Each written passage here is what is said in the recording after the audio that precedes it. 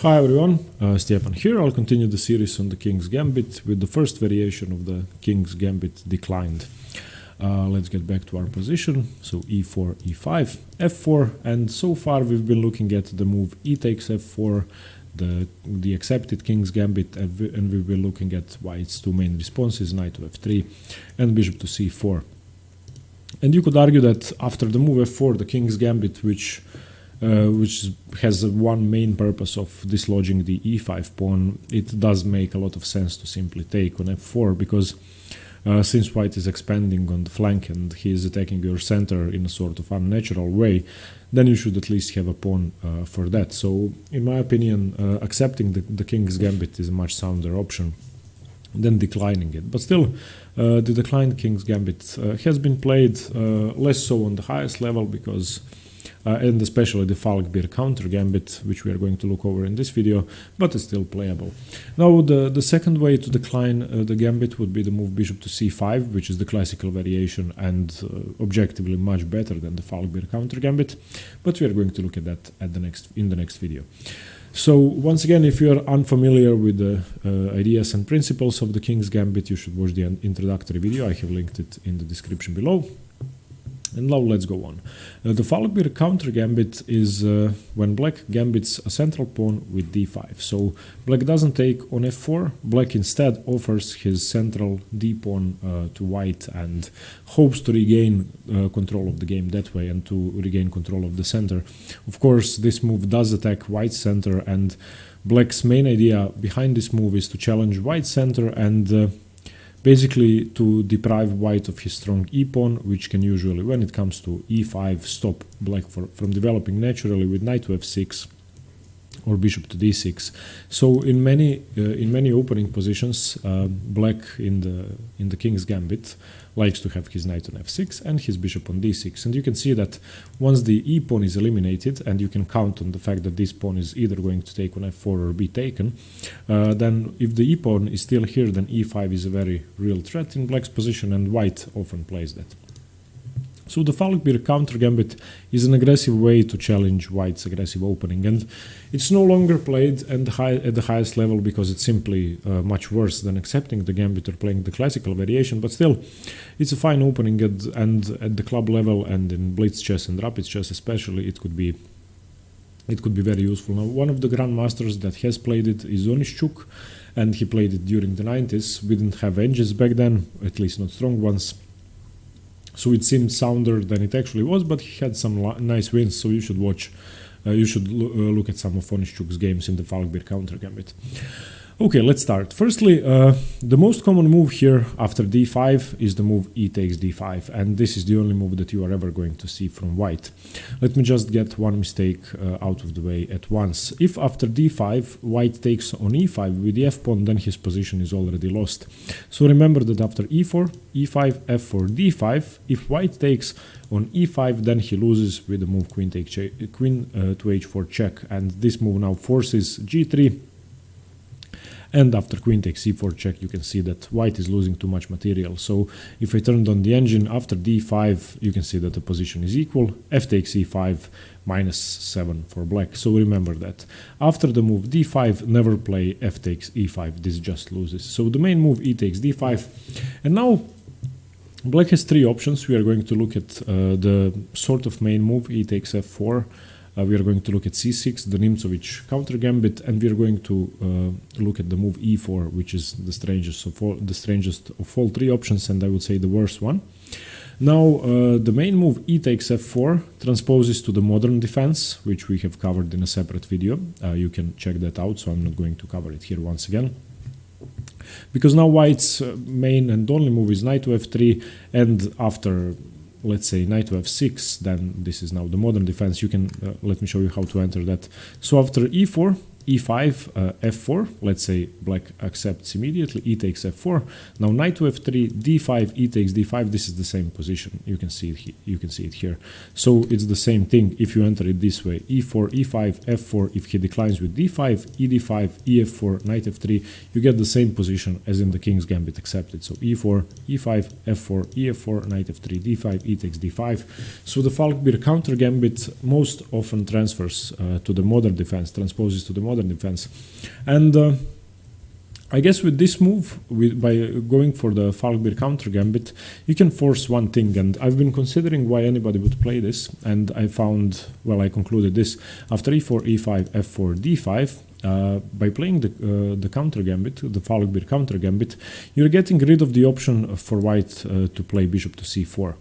Let's go over that. So in the accepted King's Gambit, the bishop's gambit is e4, e5, f4, e takes f4, and now white doesn't play knight to f3, he plays bishop to c4. And if you play the Falkbeer Countergambit, you can get the same position, but you basically force white to play knight to f3. So e4, e5, f4, d5, e takes d5, e takes f4, and now the move bishop to c4 is sort of redundant.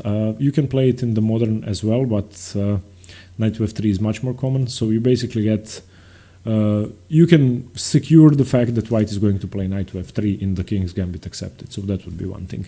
So no more about the main line of the Falkbeer because it transposes to the accepted King's Gambit, the modern defense. Now let's look at the first variation.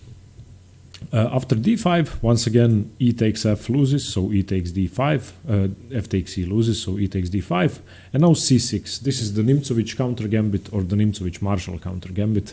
And yeah, I forgot to mention the opening was invented by Ernst Falkbeer, who played it in the 19th century against Adolf Andersen. It's not really a good game, but I guess he deserved to have the variation named after him. And in the Nimzowitsch Marshall Countergambit or the Nimzowitsch Countergambit, black sort of has the same idea as in the modern defense, but the difference is that he doesn't trade the e pawn for the f pawn. He trades the d pawn for the c pawn, and he gets a stronger center, and you can see that it's gambiting a pawn because, of course, after a move such as knight to c3 or d takes c6, black is now going to be a pawn down temporarily. But it's a very strong idea, and black is actually not far behind in development, and black is okay. White has three options. White can either play knight to c3, which is the main move, queen to e2, which is the second most popular, and d takes c6, which is accepting the gambit basically, and after d takes c6 you can see that black now has 6 pawns and white still has 8. So after knight c6, white is still a pawn up. White has 7, black has 6. So after c6, those three options, I would say that knight to c3 is the best one, and it's the main line for a reason, but let's go over the two sidelines first. First of all, d takes c6 helps black's development, and he's going to capture on f4 and be equal on pawns eventually anyway.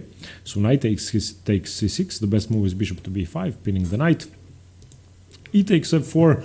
Now the material is equal, but you can see that white's pawn structure is intact, and black has this strange pawn on f4, which can almost certainly be rounded up later on with a move such as d4, knight to f3 castles, and you already have two attackers on the pawn, the c1 bishop and the f1 rook. So I wouldn't say that the Nimzowitsch Countergambit is the best way to play, but if you know it well, you can of course surprise your opponent. White continues with knight f3, bishop d6, knight c3, knight to e7, normal development, d4. This has to be played at some point, castles, and a normal position in which black is supposed to be slightly better. I'm not sure why though the engines like black. I would just like to have white because any endgame is better for me.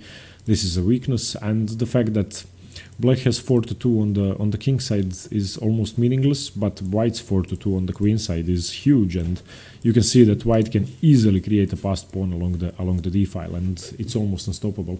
If there were no pieces on the board, white would be just winning, completely winning. So in this position, after c6, if you decide to play d takes c6 and knight takes c6 for white, you need to remember that this pawn majority is going to have a huge say in the endgame, and your main goal here with white pieces, even though you play the King's Gambit and you want to have an explosive game, trade off all the pieces and utilize your 4-2 on the queen side to win the endgame easily. The second sideline is queen to e2, simply putting pressure on the e5 pawn. But this now gives black the option to capture on d5, cd5, f takes e5. You can also take with the queen, but I think it's much better to bring your pawn closer to the center, and you hope that you can play the move d4 and solidify this pawn chain. So if you imagine the pawns being after f takes e5, d4 and c3, then this pawn chain would be amazing and white would have a great game. Once again, here the material, white has 7 pawns, black has 6 pawns, so a proper gambit. knight c6, knight to f3. I'm sorry, whoever is challenging me, I have to decline. Bishop to g4, pinning the knight. Now this pawn is under pressure. Knight to c3. And this sort of provokes the move d4, but the knight is great on e4, so d4, knight e4, queen d5. This is the main line. And now your pawn is attacked twice, so if you defend with d3, then black can obviously take it. But the problem is if you defend with knight to f2, which is the main move, black takes it anyway because he takes on f3, and after gf3, queen e5, knight e5. I think that even though white is better according to the engines, I think the position is just equal and that you don't have that many winning chances here. Let's say bishop to b5 check, knight to c6, provoking the knight to go back, and I mean it's equal. White is supposed to be slightly better, but nothing major. You do have the bishop pair. You have a 4 to 3 on the queen side, which might be significant, but I doubt it, and probably a drawn position. So let's go over that once again. After c6, the second sideline, queen to e2, putting pressure on this pawn, cd5, fe5, the material, 4, 5, 6, 7, 6 pawns for black. So it's basically black who's giving up a pawn. Knight c6, knight f3, bishop g4, pinning the knight. Sorry, whoever is challenging me once again, yeah. d4, knight e4, queen d5. And remember not to play d3, it's better to play knight to f2. Okay, and the main line of the Nimzowitsch countergambit after ed5, c6 is not to play queen to e2 or d takes c6, even though they seem quite interesting, and I play both in blitz and I think they're great. The main move is knight to c3. Knight to c3 simply defends your d5 pawn some more. Of course it can be taken, but it's developing a piece which is much sounder than playing queen to e2 or d takes c6, which doesn't develop anything. It does develop the queen, but you should get your minor pieces out first. So this is in principle the strongest move, and you should develop if possible. And yeah, if you play knight to f3, then e4 is a move, and knight to c3 stops that. E takes f4, the most logical continuation. Knight to f3, now that this is no longer a threat. d4 is also a move, but is not as precise. It does attack the f4 pawn immediately, but I think knight to f3 is better because you want to stop this check. Bishop d6, d4 now, knight to e7, dc6, knight bc6, bishop c4, and yeah, once again count the material. Both sides have 6 pawns. Black has a weak pawn on f4. Nothing major for black, and I really can't see why black would go for the Falkbeer Countergambit if not to transpose to the modern, which then does make sense. But if you accept it properly with knight to with c6, going for the Nimzowitsch variation or the Nimzowitsch Countergambit, then I think you're sort of weaker than in the main lines, than in the accepted King's Gambit, so be careful using that. Here to continue both sides castle, bishop g4 pinning the knight, but it's nothing special really. Knight e4, centralizing the knight, bishop c7, c3, knight g6. This pawn structure is huge for white. This pawn majority, of course, is winning for white in any endgame. Once again, this pawn majority 4 to 2 that black has on the king side is almost insignificant, and I would always rather have white. The main plan here for white, exchange the pieces off. The main plan for black, don't let white trade anything and try to attack the king, but it's really hard. All of these pieces are defending perfectly, and I really don't think white is in any trouble at all. So this would be the Nimzowitsch Countergambit. I wouldn't advise you to play that. Okay, and the last variation after d5, e takes d5. Once again, remember that this loses because of queen h4. Remember that, just don't forget, I've seen this in blitz games. So e takes d5. The last variation is the Staunton variation, or the Staunton line, where black plays e4. And I'm not sure what to say about this move. It's once again, sorry for declining the challenges. Okay, I have to turn this off somehow. E4, advancing in the center, basically declining to take the f-pawn, and now c4 is not a move. Defending your d5 pawn, it just leaves too many holes in your position and you're still undeveloped. Yeah, so don't play c4. The main move is d3. Simply challenging the advanced d4 pawn, and now the main move for black isn't to take because that would help white develop. After d3, black's main idea is knight to f6, and the difference is that now, of course, there's no e pawn to chase the knight away, and the d5 pawn is under pressure. The main move here is d e4, knight takes e4, knight to f3. And you count the material: 3, 4, 5, 6, 7 for white, 6 pawns for black. Black is sort of pawn down for the moment, but one of these pawns is going to fall, and I think that black can regain the material more often than not. Now, as for whether this position is good for black, I wouldn't say so, because I think that black doesn't have anything for his opening trick e4, and even though it's the third most common move, I just can't find the advantages for black.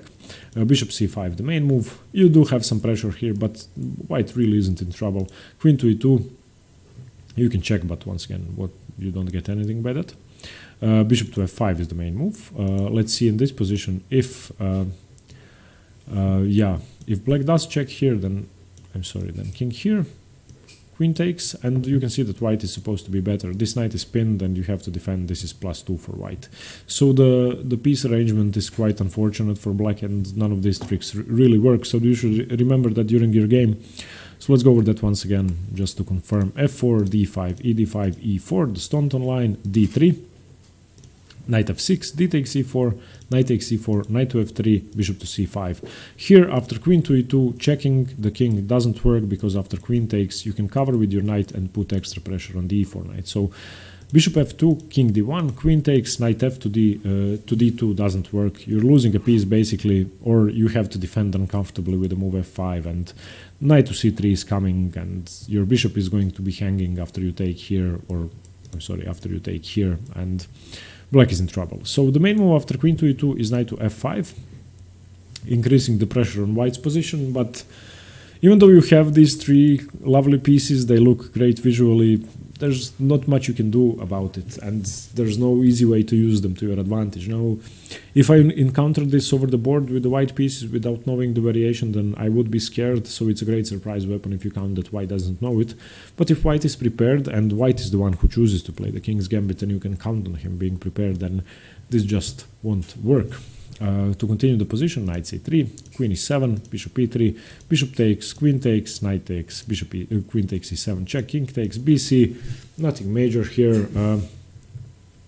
White is still a pawn up, it is a doubled pawn, and I guess black would take on c2. So nothing major for either side. I would say that white is slightly better because he has more space in the center. Now you could argue whether that's good or just a weakness, these pawns on f4 and d5, but yeah, it's a sort of equal position, nothing major for black, which the engine's like white here, but yeah, wait, can you take on c2? Let's see.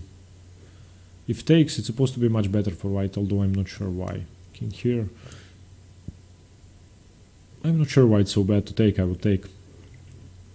The main move according to the engines is bishop to e4, after which white only has +0.8. But yeah, it doesn't really matter. I believe it's sort of equal, and the engines give an unnecessary evaluation here, and I think that it's closer to being equal. But nevertheless, not a very sound opening for black, and you can see that even the engines agree. And if the engines agree that black is worse in the King's Gambit, then the opening is not very good. So after d5, ed5, e4, I really wouldn't recommend, because you're not taking the extra pawn which white offered you, you're gambiting a pawn, and it's not easy to get it back, and I think there are better variations. Now, to sum things up, I think the best way to play the Falkbeer, if you want to play it after d5, is to just transfer to the modern defense. Once again, look at that video if you haven't, to study the theory in the modern defense, because it's the soundest way to play. So after ed5, ef4, knight f3, knight f6, you continue playing as if it were the modern defense. And if you want to play the Falkbeer Countergambit, the best way you could play the proper Falkbeer is to go for the Nimzowitsch with f4, d5, ed5, c6, and give up a whole pawn and continue from there. Once again, I think white is slightly better, but it's playable for black. You get quick development, let's say dc6, knight c6, bishop e5, ef4. You get quick development, white's king in the center, and anything could happen. So an interesting opening. Okay, thanks very much for watching. I hope you got something from this video on the Falkbeer Countergambit. Let me know what you think. We have one more video to go. We are going to go over the classical variation of the King's Gambit declined next, and then we are off to new openings. Thanks very much, and stay tuned for more chess. See you later. Bye bye.